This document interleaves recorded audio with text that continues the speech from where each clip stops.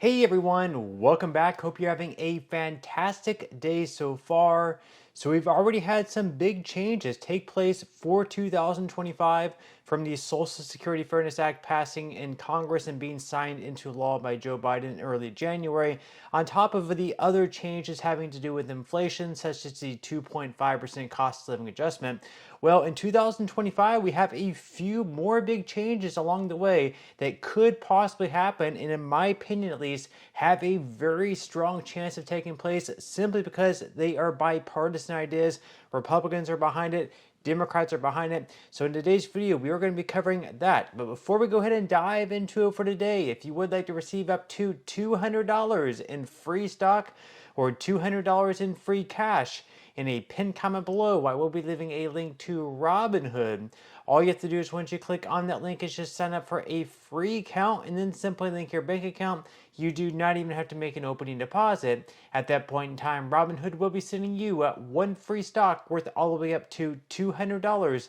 And if you'd rather just have the cash, all you have to do is once you receive the free stock is just sell it for what it's worth and then transfer the cash value right back to your bank account.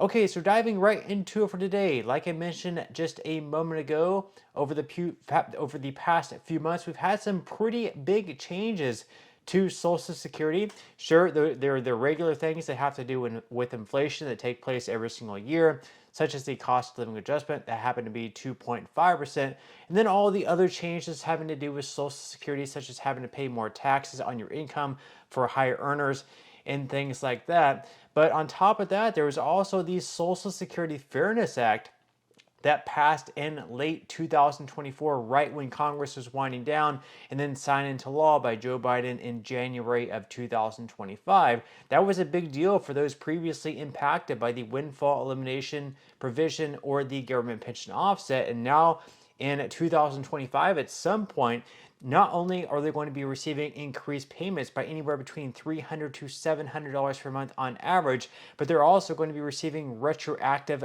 back payments dating all the way back to January of last year. So obviously that was very, very huge. But in 2025, we have even more bipartisan proposals, bipartisan bills, bipartisan ideas that have a very strong chance of passing Congress and being signed into law by our next president and Donald Trump. We are going to be covering that in today's video. So starting off the first one right here from Newsweek, Social Security benefits to change for thousands under new proposals. So first off, what to know? Social Security claimants in Vermont and Utah could end up with some extra cash in their pockets if two separate proposals become law. In Utah, Governor Spencer Cox has proposed an elimination of state taxes on Social Security income. Currently, taxes start at $45,000 in income for single filers and $75,000 for joint filers. The proposal will need to be reviewed along with the rest of Cox's budget before it can become law. The Utah legislature will determine the state's budget for the upcoming fiscal year, which begins in July. Lawmakers are set to convene for the 2025 general session on January 21st, and the budget will be finalized on March 7th. Similar moves are being made in Vermont. A throng of bipartisan lawmakers want to raise the threshold at which Social Security taxes apply, with the view to eventually eliminating it altogether. As it stands, Vermonters with incomes under $50,000 per year and couples with incomes under $65,000 per year are not currently required to pay state taxes on their Social Security payments right now. Around half of the 161,841 Social Security recipients in Vermont, according to Vermont Public. So that's just an example of two different states either raising the threshold at which Social Security is being taxed or eliminating it altogether. Now, as far as the federal level, Donald Trump, before being elected as president, he ran on a campaign of a proposal, I guess, of eliminating taxes at the federal level on Social Security benefits as well. Now, right now, as it stands, right around 50% of beneficiaries of Social Security actually pay some tax on their Social Security benefit. So if we eliminated it, it's going to result in right around 50% of beneficiaries receiving an increase in their benefits, not because they're receiving more payments, but just because they're having to send less of it back to the federal government. They're keeping more of it in their pockets because they are not being taxed on their Social Security income. That would obviously be very important. Now, the second one here, also from Newsweek, they say that new legislation would allow disabled Americans to marry without risking the loss of SSI payments. The bill, introduced by U.S. Senators Jerry Moran and Chris Van Hollen, we have a Republican in Kansas and a Democrat in Maryland, aims to remove the penalty on disability benefits for SSI recipients who choose to marry. At present, the Social Security Act counts the money and property of those marrying SSI recipients when assessing eligibility. As far as why it matters, those with SSI benefits who marry have their spouse's income and resources factored into their benefits, which can reduce their payments or fully eliminate them due to ineligibility. What's more, when two individuals receiving SSI benefits marry with no additional income, benefits amount to 25% less than the total they would receive if they were living together but not as husband and wife, according to the Department of Labor's Office of Disability and Income Assistance Policy. Now, as far as what to know, currently, if a person is disabled and relies on Social Security income, they can receive a maximum benefit of $943 per month, and their accountable assets cannot exceed $2,000, which is what we have someone as the founder of the New Horizon Retirement Solution, is what they told Newsweek.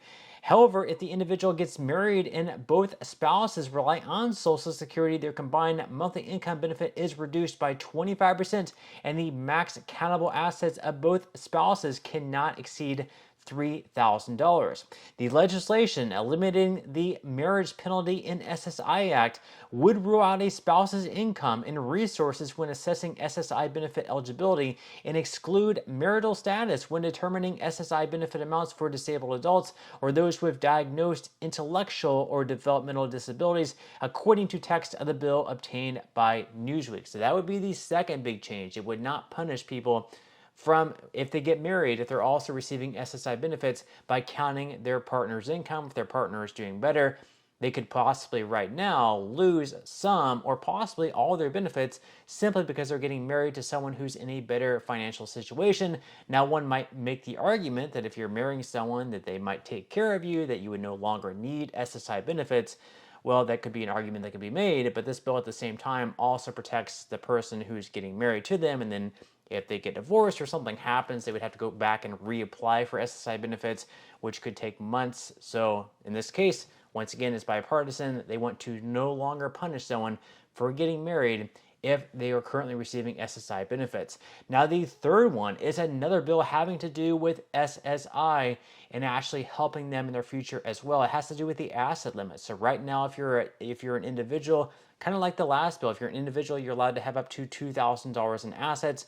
If you're married, it can be up to $3,000 between the two of you, so only $1,500 each instead of $2,000 and $2,000, which again doesn't make a whole lot of sense.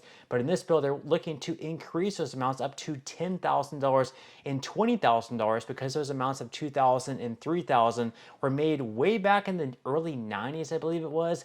And with all the inflation over the past 30 years, these have not been updated since. So $2,000 back in the early 90s is worth a lot less than what it is today. So according to Shirley Ryan Ability Lab, currently, individuals who receive SSI cannot have more than $2,000 in assets, as I just said.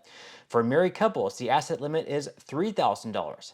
Assets can include retirement accounts, bank accounts, savings, stocks, mutual funds, and life insurance, as well as the resources of parents and or spouses. Primary homes and cars do not count towards allowable assets.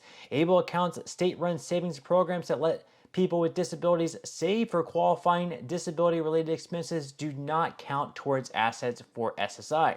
The new bill, the bipartisan SSI Savings Penalty Elimination Act, would increase the asset limit for the first time since the 1980s. So I'm actually wrong. I thought it was the 1990s. It's actually the 1980s, to $10,000 for individuals and $20,000 for married couples. SSI was created in 1972, and assets have not changed much since then, including adjustment for inflation. So again, since the 80s, they have not updated these asset limits for inflation, even though it's been 40 years. Imagine $2,000 and $3,000 back in the 1980s, what that could buy.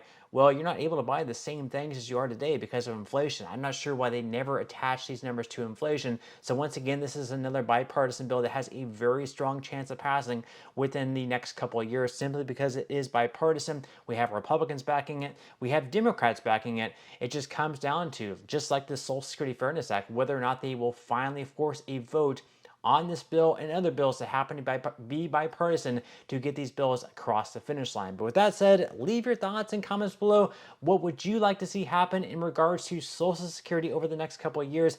Leave your thoughts and comments below. But that's all we have for today's video, and I will see you in the next one.